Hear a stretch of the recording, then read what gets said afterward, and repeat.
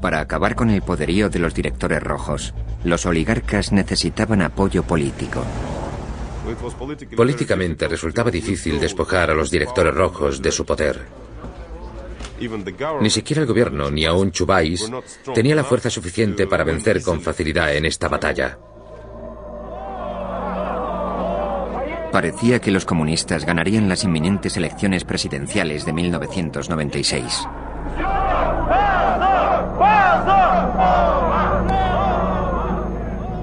Yeltsin y los reformistas debían encontrar un medio para detenerlos. A comienzos de 1996, Yeltsin solo obtenía el 5% del apoyo popular en las encuestas. Estaba claro que precisaba la asistencia económica, los recursos financieros de los ricos, de los oligarcas.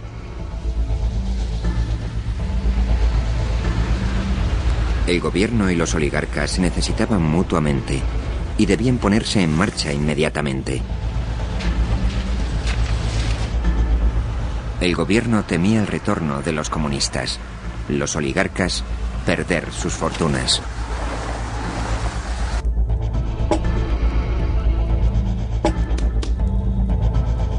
Los oligarcas negociaron un acuerdo secreto que les permitiría adquirir empresas de vital importancia a precios ridículos.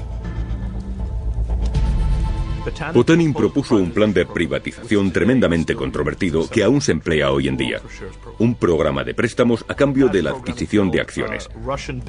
En virtud de este proyecto, los empresarios prestan dinero al Estado obteniendo en compensación el derecho a comprar participaciones en importantes empresas. A la postre, la mayoría de estas compañías quedaron en manos de los prestamistas.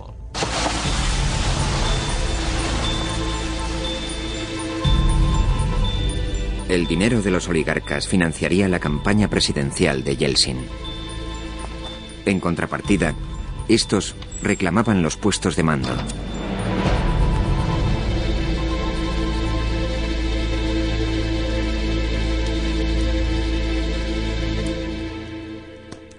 El dilema no residía en elegir este medio de privatización u otro más transparente, más abierto, más público. La disyuntiva era, elegimos este sistema o ninguno. El objetivo de los préstamos, a cambio de acciones, era crear una masa crítica de empresarios poderosos e influyentes cuyo interés prioritario fuese evitar el retorno de los comunistas.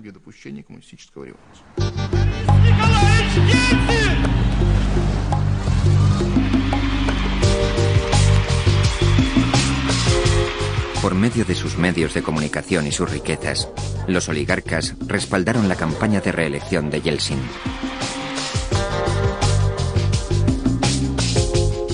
Cantando y bailando infatigablemente por toda Rusia, Yeltsin ganó las elecciones y obtuvo la victoria.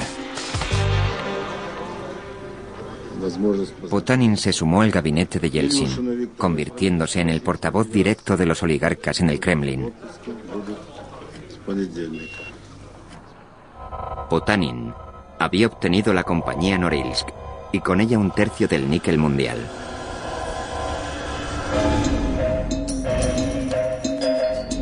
Por una compañía que facturaba 2.500 millones de euros anualmente, Potanin pagó solo 170. Me inundó una gran sensación de victoria.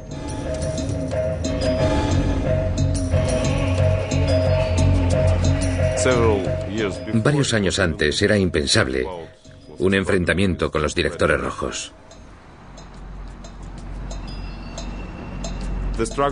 Ganamos la batalla nosotros, que éramos más jóvenes, más activos y estábamos más preparados para afrontar la competencia. Unos años después, sentía una gran responsabilidad por esto, porque cuando ganas, te haces responsable de todo lo que ocurra. Pero eso fue más tarde. Para muchos, el trueque de préstamos por acciones fue algo más que un escándalo. Fue el robo del siglo. No obstante, Yeltsin pagó gustoso aquel precio por mantener a raya a los comunistas. El fin justifica los medios. Así es como los bolcheviques hicieron la revolución en Rusia. Y así es como acabó en desastre. Siempre que empleas la fórmula de que el fin justifica los medios, destruyes el fin. En la Rusia de Yeltsin medraba el capitalismo de camarillas. Muchos consideraban la reforma sinónimo de corrupción, inflación y desigualdad. Entonces, en 1998, Rusia dejó de pagar sus deudas y el mercado de valores cayó. La era Yeltsin finalizó con su accidentada dimisión del día de Año Nuevo de 2000.